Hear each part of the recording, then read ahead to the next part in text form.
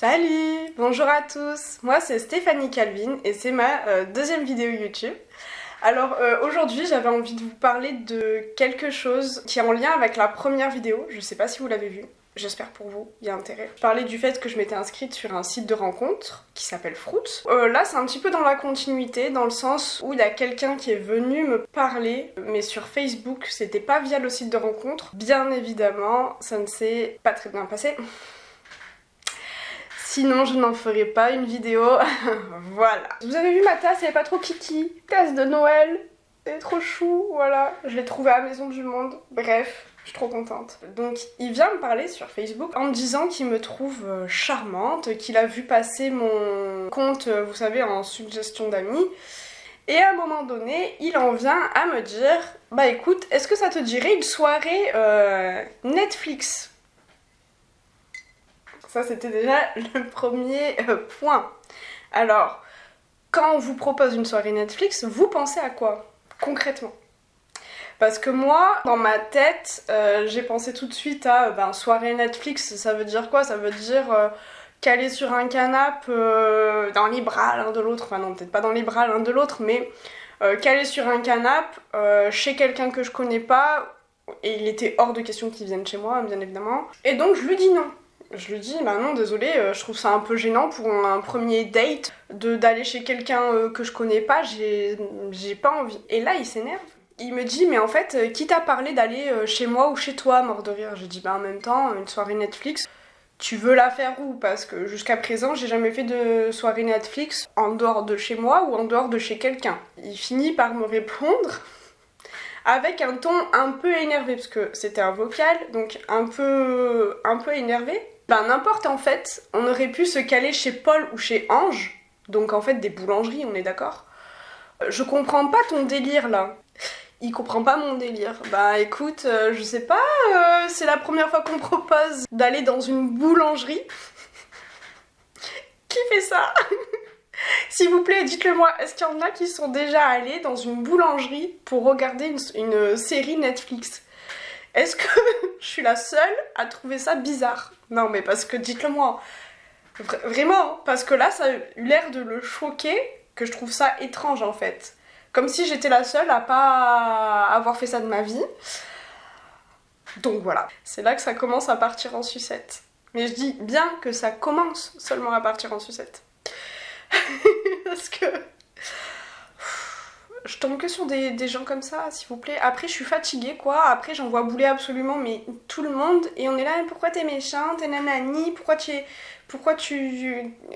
Eh ben parce que, regardez la première vidéo, tous les gens sur lesquels je suis tombée, et lui. Comment on fait ? Comment ? Bref, donc il me répond, ah ok, donc en fait tu fais que des choses que tu as déjà fait dans ta vie. Ah ben putain, elle est monotone ta vie. Donc sachez-le, si vous n'avez jamais fait de soirée Netflix dans une boulangerie, votre vie, bah vous êtes passé à côté de votre vie, hein. Donc ma vie est complètement foutue. Et qu'est-ce qu'il me dit d'autre ? Bah écoute, reste avec les gens comme toi. Là vous en prenez tous plein votre grade, alors que vous avez rien demandé. Bah écoute, reste avec les gens comme toi, qui n'ont pas un minimum d'ouverture d'esprit. Ma foi, trop bizarre les gens maintenant. Vous n'avez pas d'ouverture d'esprit, moi non plus. Bienvenue dans le club. C'est pas grave, non mais on va s'en remettre, hein. On va s'en remettre. J'ai failli pleurer après ça, quand je me suis rendu compte que ma vie était clairement foutue, 33 ans aujourd'hui, et que je n'avais toujours pas vécu des choses aussi incroyables dans ma vie que de regarder un film posé dans une boulangerie. Je me suis remise en question, vraiment. Mais bon, c'est pas grave, continuons, hein, voilà.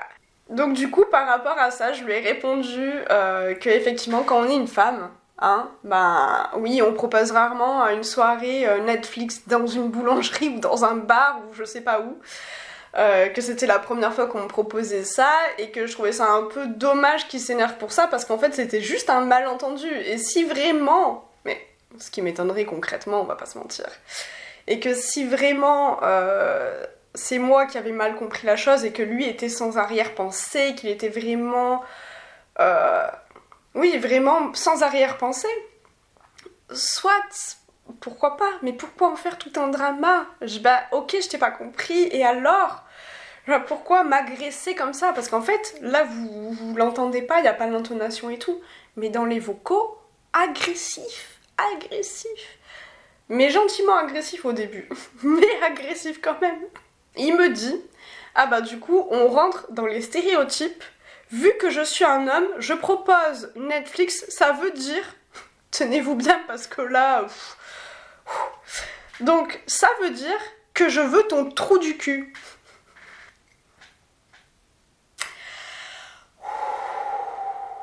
Mais j'ai jamais dit que je pensais que tu voulais mon trou du cul, ok? Pourquoi tant de vulgarité? Pourquoi? Qu'est-ce qui se passe? Pourquoi tant de haine tout d'un coup? Ça partait d'un malentendu et le mec s'énerve et me dit ah ouais donc on part dans les stéréotypes, ça veut forcément dire que je veux ton trou du cul. Détends-toi frère, ça va bien se passer. On est là en détente. De base tu venais parce que tu me trouvais charmante machin et là d'un coup parce que y a un truc on n'était pas raccord, tout d'un coup ça part en agression comme ça mais... Oh mon dieu, mon dieu, mon dieu, mon dieu, mon dieu, mon dieu. Ensuite... Ce qui est intéressant, ce qui est très très drôle, c'est que le mec me dit « Je te rappelle que je fais juste que me défendre en fait. » Ah bah si tu te sens agressé pour ça, waouh, waouh, qu'est-ce que je devrais dire moi au quotidien? Donc je lui dis qu'effectivement, sans en venir à parler de stéréotypes, mais que mon expérience personnelle faisait que, oui, on ne m'avait encore jamais proposé ce genre de choses et que c'est pour ça que je l'avais interprété de cette façon. Je lui ai dit aussi que je trouvais ça dommage qu'ils le prennent comme ça parce qu'en fait, il suffisait tout simplement, si c'était vraiment... Tu as mal entendu, mais je ne pense pas. De me dire, bah non, mais en fait, je crois qu'on s'est pas compris. Je pensais pas du tout à ce qu'on aille chez toi ou chez moi. Je voulais juste qu'on se cale et qu'on boive un verre. Et si on a l'occasion de se regarder une série. J'aurais trouvé ça quand même bizarre. Mais soit. Mais non, le gars s'est énervé. Mais vraiment, un drama. Et je n'ai rien demandé, c'est ça le pire. Dites-vous une chose, c'est que c'est lui qui est venu parler parce qu'il me trouvait charmante. Et parce qu'on s'est pas compris. C'est parti en guerre nucléaire, troisième guerre mondiale, enfin quatrième, parce que la troisième c'est l'Ukraine et la Russie, mais quatrième guerre mondiale, juste pour une histoire de Netflix et de boulangerie. Et du coup il me répond par rapport à ça, ah d'accord, ton expérience personnelle, bah ouais frère, pas l'expérience personnelle du voisin, enfin je veux dire à un moment donné... Oui, mon expérience personnelle. Il me dit, ah d'accord, ton expérience personnelle. Du coup, en fait, Hitler a été emmerdé par des juifs à l'école. Du coup, il a décimé la moitié de la population. C'est quoi le rapport? Mais le gars me compare à Hitler. Le gars m'a carrément comparé à Hitler. Donc parce que je me base sur mes expériences passées, donc je suis Hitler. C'est quoi le rapport? Je veux dire, frère, est-ce que tu m'as vu décimer la population masculine? Non, je ne crois pas, ok.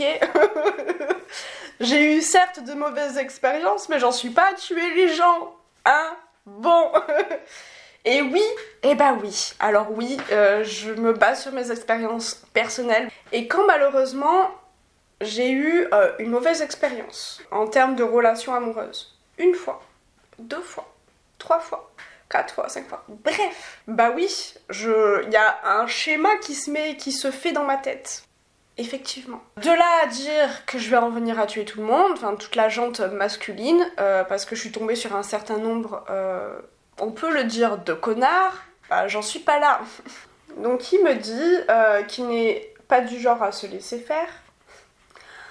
Ça tombe bien, moi non plus. Je vais pas me laisser marcher sur les pieds juste parce que t'as décidé de jouer les gros bras avec moi. Mais bon, il me répète encore qu'il ne fait que se défendre.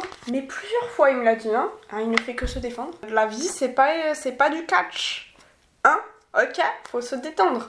Je sais qu'on est à Marseille, je sais qu'on est du genre un peu... qu'on a le sang chaud. Mais là, faut redescendre en pression. Hein? Fais une séance de yoga.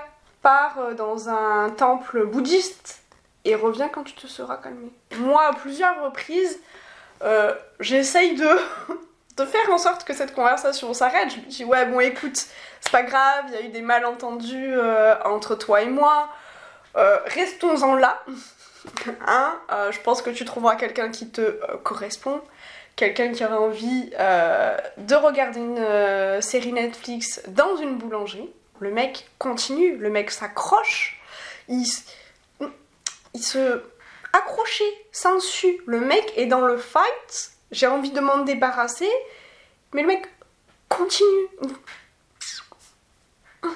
À la fin, c'est moi qui vais sortir de tout ça. Il va me falloir une séance de yoga, plusieurs séances de thérapie.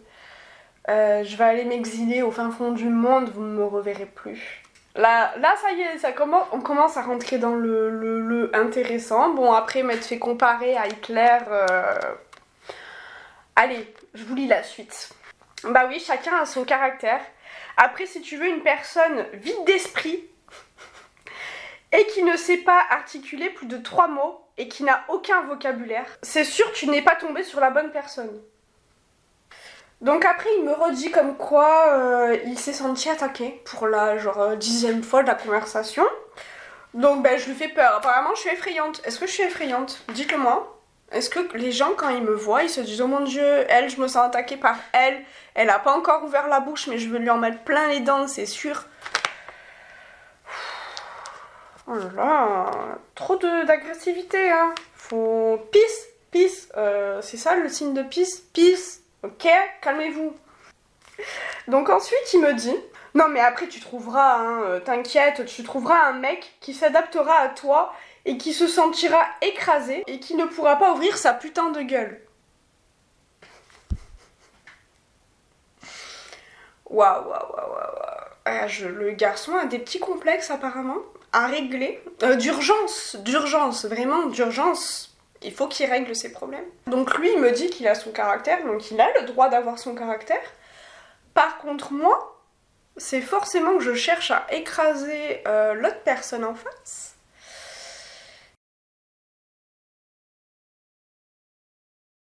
J'étais quand même persuadée qu'une personne qui avait écrit des livres avait un minimum de considération envers les autres. Ne mettez pas tout le monde dans le même panier, ne jugez pas en fonction du passé, ouvert d'esprit par rapport à des intentions d'une personne. C'est quoi le rapport? Tu es au courant qu'il y a des gens racistes dans la vie qui écrivent des livres? Parce que je n'ai pas accepté de regarder une série Netflix dans une boulangerie, je suis fermée d'esprit. Ensuite, il enchaîne. C'est quand même fabuleux du coup. Vivement le tome 2. T'inquiète, le tome 2 est en cours, mais il ne parlera pas de toi. J'espère que j'y serai dedans. Alors, à défaut d'être dans le tome 2, tu seras dans la prochaine vidéo YouTube. Voilà. Félicitations. Il poursuit en me disant « Au fait, en passant, ton corps et ton cul ne m'intéressent pas du tout. Voilà. » En gros, sache-le. C'est cool. Je suis ravie. Vu également que tu penses que je veux t'inviter chez moi, je préfère utiliser les bons mots pour pas que tu te fasses de faux espoirs et que tu te fasses de fausses idées sur mes intentions ou sur moi-même. Reste sur la défensive, tu iras loin. Voilà. Donc là, sachez-le, mon cœur est fendu en deux. Il ne veut pas ni mon corps ni mon cul. Mon Dieu. Oh, aidez-moi. Attendez. J'arrive. Mise en scène.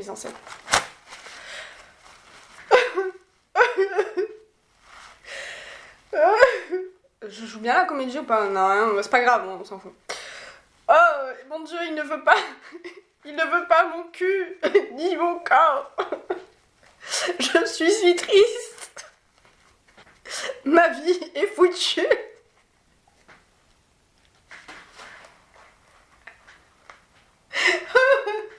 Oh, fou.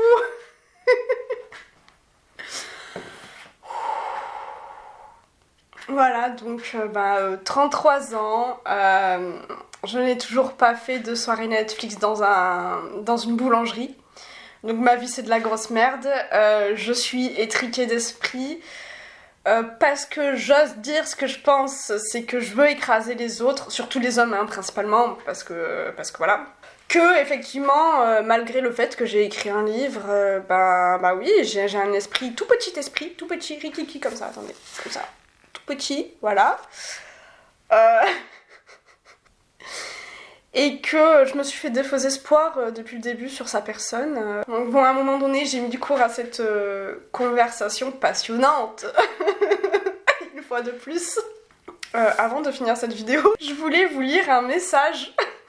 Mais vous allez voir, c'est le tout premier message qu'il m'a envoyé sur Messenger. Ça va résonner en vous après, après tout ça. Enfin, après tout ce que vous savez là. Salut, j'avais juste envie de venir te parler, mais je ne suis pas un mec lourd. Ah bon? Bah, on n'avait pas remarqué. Donc si cela te dérange, je comprends entièrement. Oui, enfin, tu m'as pas trop laissé le choix au cours de cette conversation, mais enfin bref.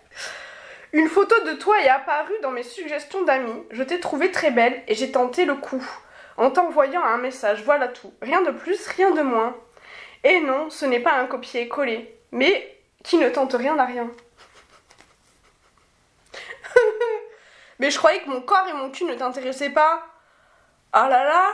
Bon, ok, sur la photo de profil, il n'y a pas mon cul. Mais bon, on voit ma tête. Bref.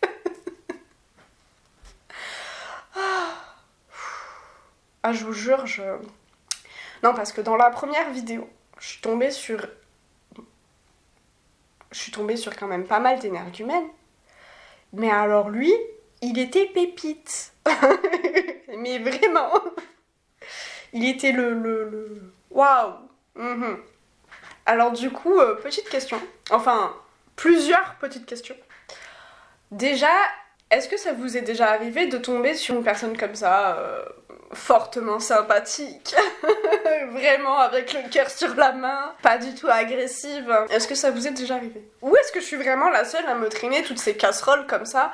Ah, c'est même pas que je me traîne des casseroles, c'est que j'attire les casseroles. Genre, est-ce que je suis la seule à les attirer? Parce que, dites-le moi, hein. Autrement, je vous jure, je pars en exil, où je ne trouverai plus personne. Comme ça, moi, je serai tranquille. Ça, c'était la première question. Deuxième question, est-ce que vous avez déjà fait, donc, une soirée Netflix dans une boulangerie, ou un bar, ou un lieu autre qu'un appartement, voilà. Voilà, je vais faire... En vrai, hein, on va pas se mentir, en fait, je vais même pas faire genre ou quoi, je vais faire comme tous les youtubeurs, même si j'en suis... Est-ce que j'en suis une? Ça fait que 2 vidéos. Peu importe. Même si j'ai pas beaucoup d'abonnés, on s'en fout. Mais, donc, si cette vidéo vous a plu, n'hésitez pas à liker, à lâcher un petit commentaire, ça me fera plaisir. À vous abonner aussi, n'est-ce pas, hein, abonnez-vous, il y aura d'autres vidéos. À partager, bref, faites tout ce que le max, tu as compris. Allez, on se voit bientôt pour une prochaine vidéo. C'était Stéphanie Calvin, je vous embrasse. Non, je vous embrasse pas, mais... Bref, je vous check du point. Je sais pas comment terminer cette vidéo à chaque fois. Enfin, à chaque fois, c'est que la deuxième, mais... je sais pas comment elle est terminée. Donc, salut, kiss!